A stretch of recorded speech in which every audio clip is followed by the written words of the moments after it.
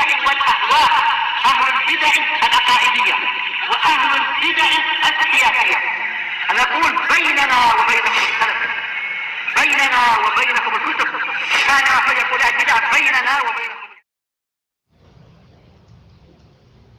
Bismillahirrahmanirrahim. Alhamdulillahilladzi arsala rasulahu bil huda wa dinil haq liyudhhirahu 'alad dini kullihi wa kafaa billahi syahida.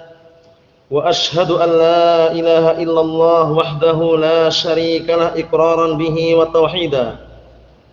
Wa ashhadu anna Muhammadan 'abduhu wa rasuluh sallallahu alaihi wa ala alihi wa sallama tasliman mazida la nabiyya ba'dah. Ikhwani fillah hafizakumullah jami'an wa ra'akum. Kita lanjutkan pelajaran kita dari kitab At-Tafsir Al-Muyassar, yaitu tafsir yang dimudahkan dan mudah dipahami serta mudah diterjemahkan. Yang mana tafsir ini dikumpulkan oleh segenap para ulama berdasarkan manhaj Ahlus Sunnah wal Jamaah, penafsiran yang kosong daripada tahrif, pengubahan makna dari zahir lafadznya, dan juga diberikan muqaddimah pembukaan oleh Syekh Saleh bin Abdul Aziz Al-Syekh Na'am asabahullah. Sekarang kita memasuki pada tafsir daripada firman Allah Subhanahu wa taala ayat yang ke 118. Ayat yang ke-118 dari surat Al-Baqarah. Setelah Allah Subhanahu wa taala menjelaskan bahwasanya semua perkara, semua urusan bagi Allah Subhanahu wa taala adalah mudah dan tidak ada sedikit pun yang menyusahkan bagi Allah Subhanahu wa taala. Wa ma dzalika 'ala Allahi bi'aziz.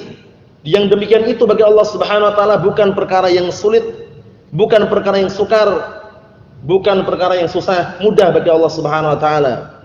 Kemudian juga inna dzalika 'ala Allahi yasir. Sesungguhnya yang demikian itu bagi Allah Subhanahu wa taala adalah perkara yang mudah. Mewujudkan perkara yang tidak ada bagi Allah taala mudah, apalagi sekedar mengulangi. Nah, membangkitkan kembali lebih mudah lagi. Mewujudkan perkara yang tidak ada saja Allah Subhanahu wa taala mampu dan mudah bagi Allah Subhanahu wa taala, apalagi sekedar mengulangi dan menghidupkan kembali. Na'am barakallahu fikum, makhluk yang sudah mati lebih mudah lagi. Karena semua urusan bagi Allah Subhanahu wa taala, jika Allah taala menghendaki, cukup mengatakan kun fayakun, jadi maka jadilah sesuatu tersebut. Naam. Sekarang kita masuk ke ayat yang ke-118. Allah taala, Allah Subhanahu wa taala berfirman, wa qala alladziina la ya'lamun laula yukallimuna Allahu aw ta'tina ayah kadzalika qala alladziina min qablihim misla qaulihim tashabahat qulubuhum qad bayyana al-ayati liqaumin yuqinun. Ayat yang ke-118 ini dari surat Al-Baqarah menjelaskan kepada kita semuanya bahwasanya orang-orang bodoh dari kalangan ahlul kitab, mereka berkata dan berangan-angan, kalau seandainya Allah Ta'ala itu mengajak bicara kita langsung, secara langsung, atau mendatangkan kepada kita tanda-tanda yang lain, naam, niscaya kami akan beriman kepada Rasulullah. Namun ini sekedar ucapan saja ya. Jadi mereka mencari celah, mencari alasan-alasan karena berat untuk beriman kepada Rasulullah. Naam. Jadi orang-orang yang tidak memiliki ilmu, wa qala alladziina la ya'lamun, dan berkata orang-orang yang mereka tidak memiliki ilmu, laula yukallimunallah aw ta'tina ayah, aduhai, atau kalau seandainya Allah Subhanahu wa taala mengajak bicara kami langsung gitu, atau mendatangkan kepada kami tanda-tanda kenabianmu, niscaya kami beriman. Seakan-akan seperti itu. Ini ungkapan mereka saja, orang-orang Yahud dan Nasara. Kadzalika qala alladziina min qablihim, demikian itu pula orang-orang sebelum mereka mengucapkan yang sama ucapannya. Misla qaulihim, seperti ucapan mereka. Tashabahat qulubuhum, hati-hati mereka bersamaan atau hati-hati mereka sama. Naam, serupa walaupun beda jasadnya. Qad bayyanal ayati liqaumin yuqinun, sungguh kami telah menjelaskan, merinci, menerangkan ayat-ayat kami Naam, bagi orang-orang yang mereka yakin. Inilah firman Allah Subhanahu wa taala ayat yang ke-118 dari surat Al-Baqarah menjelaskan keadaan orang-orang jahalah, yaitu jamak dari jahil, orang-orang juhal, yaitu orang-orang bodoh dari kalangan ahlu kitab. Nah, mereka masih tidak langsung beriman kepada Allah Subhanahu wa taala atau tidak mau beriman kepada kenabian Rasulullah sallallahu alaihi wasallam, mencari alasan-alasan. Kita lihat, qala al-mufassirun, berkata ahlu tafsir asabahumullah, semoga Allah Subhanahu wa taala memberikan pahala kepada mereka. Wa qala al-jahalah min ahli al-kitab wa ghairuhum li nabiyillahi wa rasulihi Muhammadin sallallahu alaihi wa ala alihi wasallam ala sabilil inad. Perhatikan ini. Orang-orang bodoh, jahalah itu jamak dari jahil. Seperti kafarah jamak dari kafir. Fajarah jamak dari fajir. Nah, seperti itu ya. Nah, barakallahu fikum. Nah, timbangan dari fa'alah. Ya, jahalah bentuk jamak dari jahil. Berkata orang-orang bodoh dari kalangan ahlu kitab dan yang selain mereka kepada Rasulullah atau kepada Nabi Allah dan Rasulnya Muhammad sallallahu alaihi wa ala alihi wasallam ala sabilil inad. Nah, perkataannya itu dalam bentuk pengingkaran, pembangkangan, inad, membangkang, menolak, menentang gitu ya. Bukan mau beriman, bukan, tapi dia mengucapkan seakan-akan menampakkan mau beriman itu loh kalau terbukti, tapi tidak. Ala sabilil inad, penentangan, pembangkangan. Hal la yukallimunallah. Nah, duhai seandainya Allah Subhanahu wa taala mengajak bicara kami, katanya, mubasyaratan secara langsung. Ini ucapan mereka ini. Liyukhbirana annaka rasuluh. Agar Allah taala mengabarkan kepada kami bahwasanya kamu itu rasulnya. Ini ucapan mereka kepada Rasulullah. Au ta'tina mu'jizatan minallah tadullu ala sidqika. Atau Allah taala mendatangkan kepada kami sebuah mukjizat dari Allah Subhanahu wa taala yang apa? Menunjukkan tentang kejujuranmu. Bayangkanku, mau beriman aja berat, mencari alasan-alasan. Nah, kalau seandainya Allah Taala mendatangkan kepada kami sebuah mukjizat dari Allah yang menunjukkan atas kejujuranmu, nah, bayangkan ini. Padahal jelas nampak sekali di kitab-kitab mereka, baik dalam Taurat maupun dalam Injil disebutkan tentang wajibnya mengimani apa? Nabi Muhammad SAW dan Rasulnya dan juga kerasulannya. Nah, mislu hadzal qaul qalatul umamu min qablu lirusuliha inadan wa mukabaratan. Seperti ucapan ini telah diucapkan oleh umat-umat sebelumnya kepada rasul-rasulnya sebagai apa? Dalam keadaan inadan, pembangkangan, penentangan, wa mukabaratan, sombong. Mukabarah itu aslinya mengingkari perkara yang sudah jelas kebenarannya gitu loh. Dicerna dan diterima oleh akal, namun diingkari sama orang tersebut, namanya mukabarah. Nah, bisababi tasyabuhi qulubis sabiqin wal lahiqin fil kufri wad dhalal, ya kan? Dikarenakan disebabkan karena sama-samanya atau kesamaan hati-hati orang-orang terdahulu dan hati-hati orang belakangan, orang setelahnya fil kufri wad dhalal, dalam kekufuran dan kesesatan. Sama. Nah, kalau kita teliti dan kita telusuri sama ucapan mereka kepada Nabi Musa, ucapan mereka kepada Nabi Isa. Intinya enggak mau beriman langsung gitu loh. Banyak alasan, ujung-ujungnya enggak beriman. Allahul musta'an. Qad awdahna al-ayati lil ladzina yusaddiquna tasdiqan jaziman. Sungguh kami telah menjelaskan dan juga merinci serta menggamblangkan ayat-ayat tanda-tanda lil ladzina yusaddiquna tasdiqan jaziman, bagi orang-orang yang mereka membenarkan dan juga membenarkan hati mereka dengan pembenaran yang pasti. Paham itu ya? Nampak bagi orang yang benarkan gitu loh. Tapi bagi orang yang mendustakan enggak akan nampak. Kebenaran di hadapannya walaupun sebesar gunung enggak nampak. Allahul musta'an. Likaunihi mu'minina billahi ta'ala, dikarenakan orang-orang yang membenarkan kerasulan dan kenabian Nabi Muhammad SAW adalah orang-orang yang mereka beriman kepada Allah Subhanahu wa taala, muttabi'ina ma syara'ahu lahum. Itu orang-orang yang mengikuti seluruh apa yang Allah Taala syariatkan untuk mereka.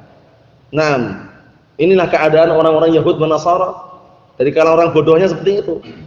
Nah, kita tutup dengan ayat yang berikutnya.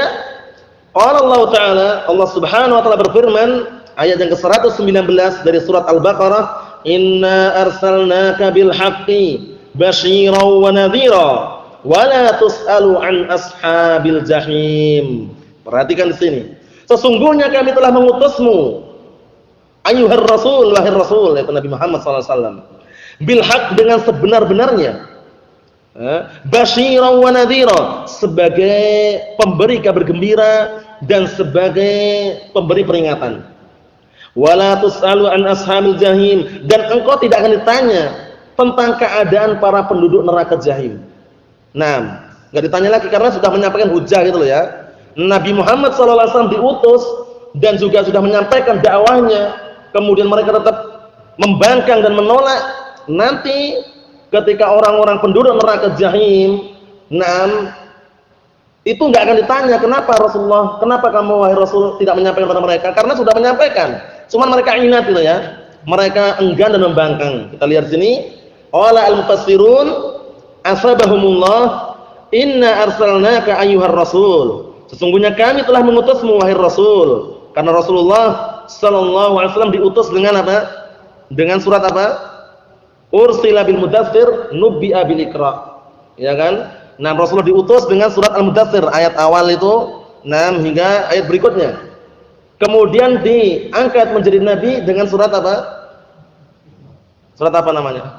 Al-Alaq ya. Nah, barakallahu fikum. Ayat 1 sampai 5. Nah, itulah, dan Rasulullah sallallahu alaihi wasallam menyampaikan dakwahnya sejak ketika di Mekah.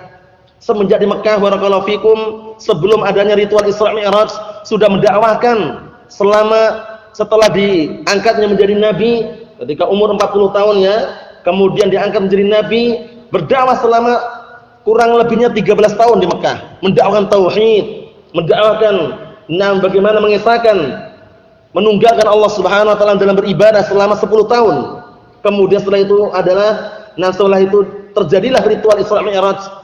Kemudian barulah disyariatkannya salat 5 waktu.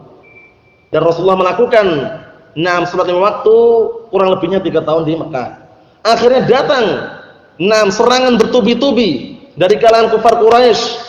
Baik dengan ucapan, halangan, rintangan, makian, bahkan sampai muncul ucapan-ucapan yang barakallahu fikum bermakna ingin membunuh Rasulullah SAW. Akhirnya disyariatkan untuk hijrah ke Madinah. Di Madinah juga mendakwakan apa? Tauhid. Selama 10 tahun kurang lebihnya. Akhirnya barakallahu fikum habibakumullah, selama 10 tahun mendakwakan tauhid. Kemudian juga di Madinah turun syariat-syariat yang lain. Disyariatkannya apa? Zakat, puasa, haji, itu semuanya setelah hijrah. Paham ya? Adapun salat sebelum hijrah. 3 tahun Rasulullah melakukan di Mekah, kemudian dilanjutkan lagi apa? Di Madinah. Paham ya?